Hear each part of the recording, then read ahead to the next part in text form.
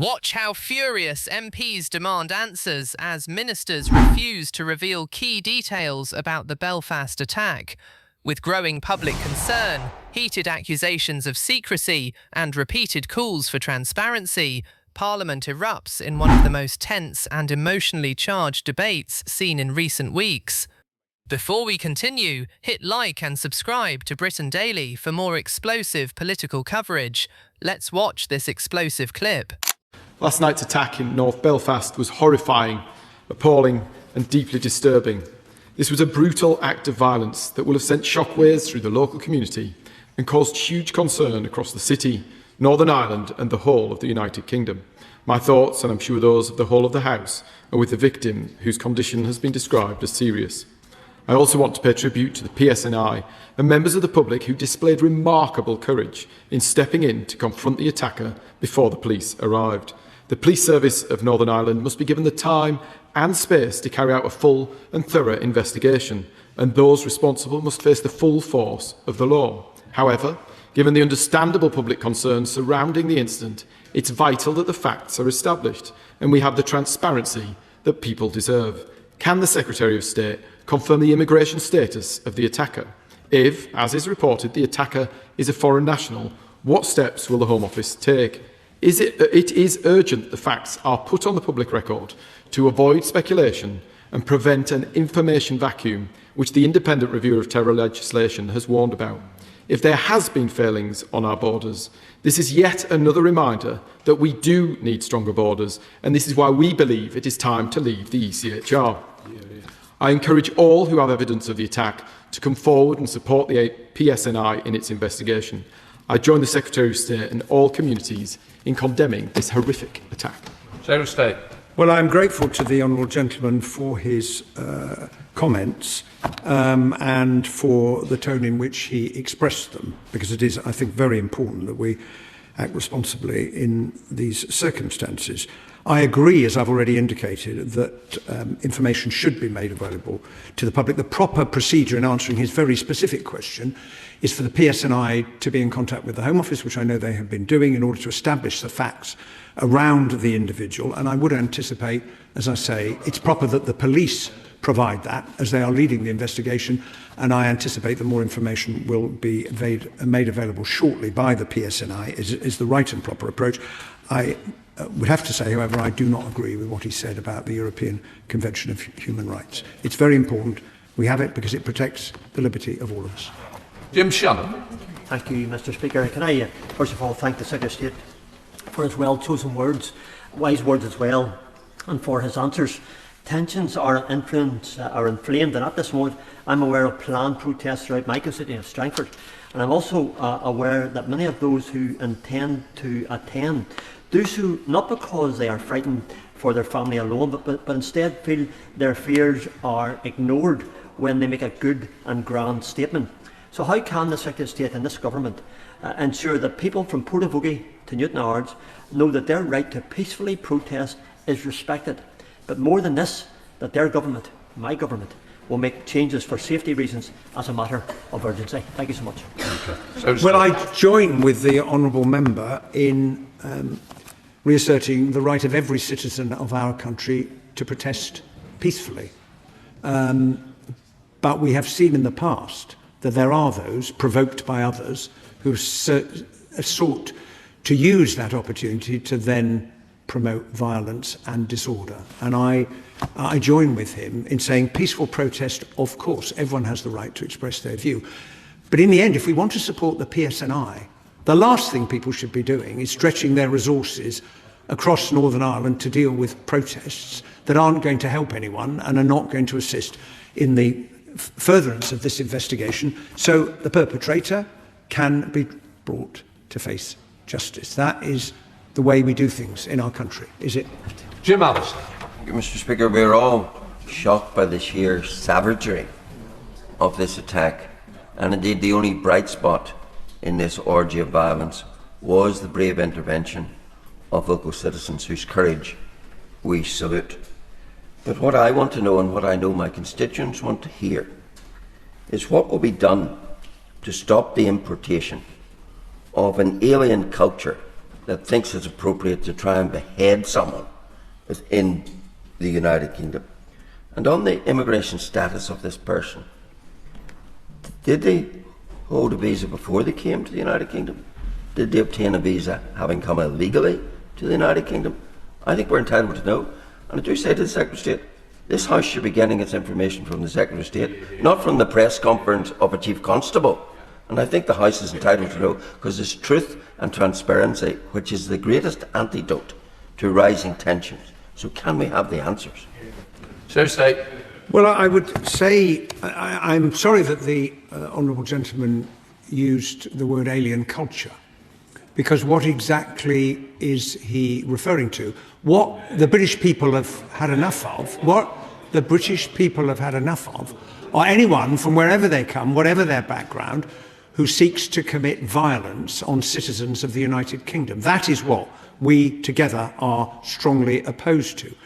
There is a proper procedure that needs to be followed in relation to the release of information. It is a live investigation. I think it is right and proper that the police lead on that, and that is why it is the police who have been in touch with the Home Office and will provide further information. And as soon as I am also able to update the House, I will do so. I am also in favour of as much information as possible being provided once the process has been followed to make sure that it can be confirmed. Julian Lewis. Whilst I agree with virtually everything the Secretary of State said in his opening response, I really am baffled by his refusal to share with the House a piece of simple information. Did this person come legally into this country and has a 5-year visa because he came legally, or was he given this visa after entering the country illegally? This information will come out sooner or later, and what we have learnt from similar terrible incidents like this is the longer it is withheld, the worse the rumour mill goes into action. Well, I do understand the last point that the Right Honourable Gentleman makes, but it is very important in these circumstances to be absolutely sure about the facts before they are released. And the proper vehicle for doing that is the PSNI being in touch with the Home Office, which is what has been happening this morning. As the Right Honourable Gentleman may be aware, the police originally said they believed him to be of one nationality. It may well turn out that he is in fact of another nationality, which does demonstrate the point I'm trying to put to the House, that it is important that the police lead on that so that the full facts can come out and then they can be made available to the House and to the country. Lee Anderson. Speaker, of course, the Secretary of State will know the answer to this question. Did the assailant enter the United Kingdom as an illegal migrant stroke asylum seeker? Well, until I am in a position, by talking to the Honourable Gentleman's asked me a question, would he do me the courtesy of allowing me to answer it? Until I am in a position to have that confirmed, I cannot confirm it to the House. As soon as I can, I will. But as I've already explained, it is the PSNI that is leading on answering the very legitimate question that he has asked. Robin Swan. Thank you very much, Mr. Speaker. The Right Honourable Member for East Belfast described this incident as medieval. It wasn't just medieval, it was pure evil when we saw what happened on the streets of the United Kingdom. And while tribute has been paid for those members of the general public who stepped in and the emergency services that responded, can I also seek a reassurance from the Secretary of State that those members of the general public who stepped in will actually be recognised and not be persecuted or prosecuted for the actions that they actually took in regards to attacking that individual? And can I also encourage the Secretary of State to come forward and fill the vacuum of information that's out there, because he does know more than I think he is telling the House at this minute in time in regards to this incident. It was an act of pure evil. I agree with the Honourable Gentleman in saying that. I'm surprised that he suggests there's any possibility of those who came to the aid of the victim should be at risk of prosecution. Because they were trying to save him when judging by the footage, when the attacker was trying to inflict great harm upon him.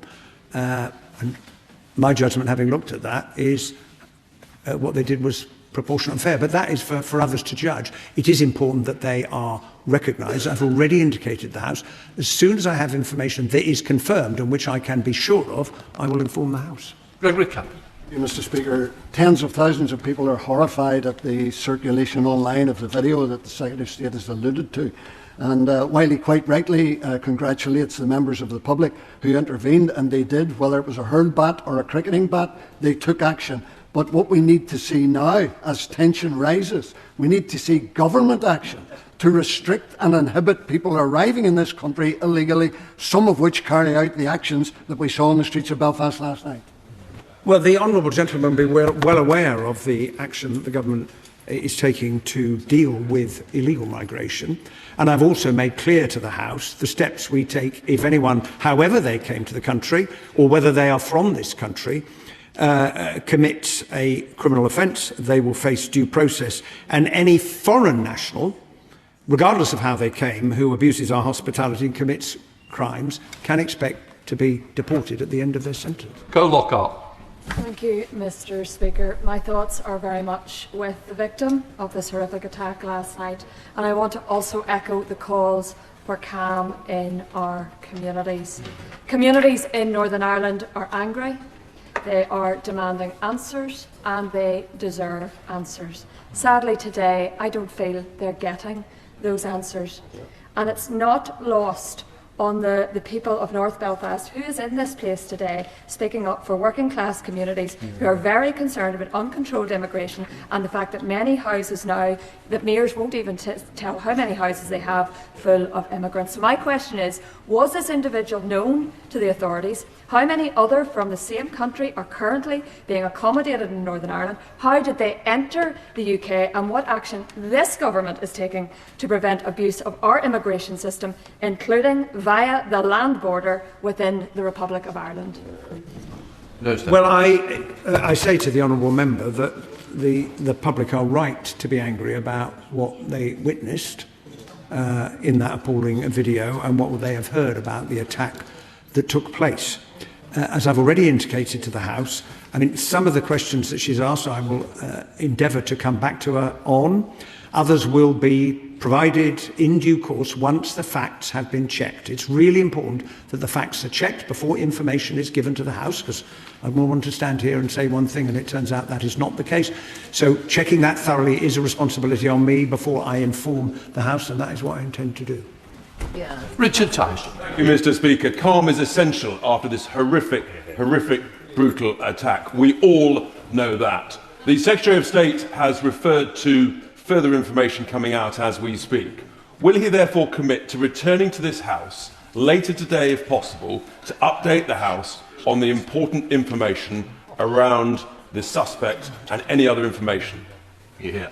I'm very happy to say to the honourable gentleman, I will report to the House in an appropriate form as soon as I am able to do so.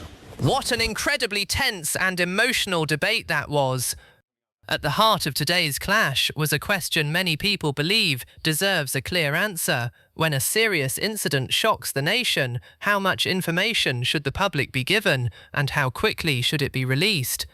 MPs from across the political spectrum express concern that uncertainty can fuel speculation and mistrust. Several argued that transparency is often the best way to prevent rumours from spreading and to maintain public confidence during difficult times. The government took a different view. Ministers repeatedly insisted that the police investigation must come first and that facts should only be released once they have been properly verified. Their argument was that rushing information into the public domain could create confusion and potentially undermine an ongoing investigation. For many people watching at home, this debate goes beyond politics.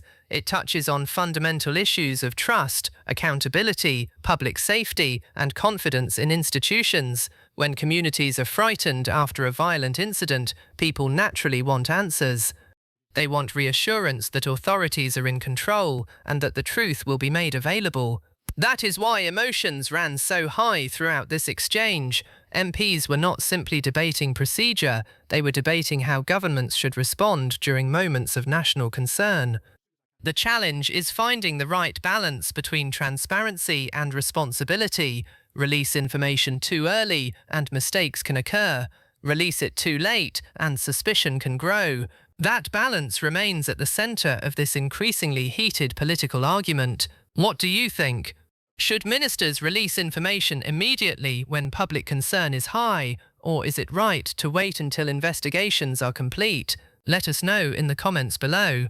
And if you enjoyed this coverage, hit like, subscribe to Britain Daily, and turn on notifications for more explosive Commons debates, PMQs clashes, and breaking political news from Westminster.